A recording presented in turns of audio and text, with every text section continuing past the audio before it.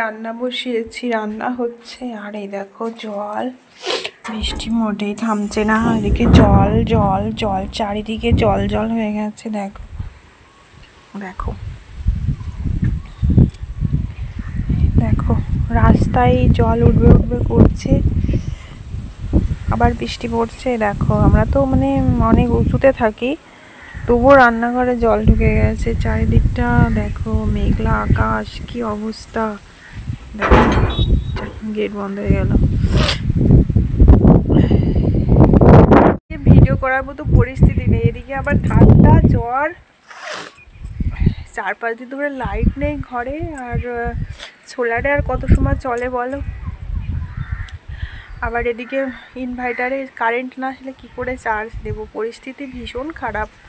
তো সবাই কেমন আছো বলো। আমিও মোটামুটি এই আছি, চলছে। জ্বর, প্রচণ্ড জ্বর এসেছে, চারিদিকটা জল জল। আবার বৃষ্টি পড়ছে, ঝিরঝির করে বৃষ্টি পড়ছে কদিন ধরেই বৃষ্টি।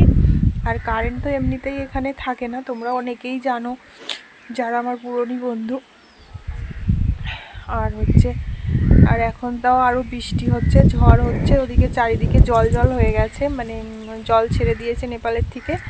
এবার সব এদিকে ওদিকে জল হয়ে গেছে, তো ভীষণ খারাপ অবস্থার মধ্যে দিয়ে আছি।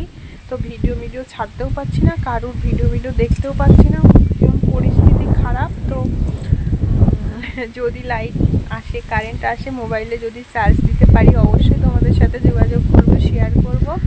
তো এই ছোট্ট একটা ভিডিও আমি মানে করে ছেড়ে দিলাম। তো বাতাস হচ্ছে, দেখো দেখো, আমি বাইরে দাঁড়িয়ে ভিডিওটা করছি, ঘরের মধ্যে যে অন্ধকার, লাইট নেই তাই।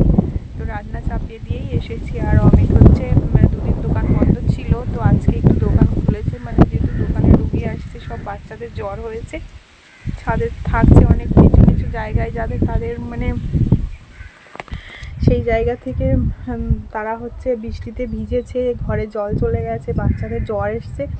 এবার ওষুধ টষুধ নিতে আসছে, না হলে কি করবে, ছোট ছোট বাচ্চা। আর এক একজনের জানো তো 7টা 5টা 6টা করে বাচ্চা, এবার সব ছোট ছোট।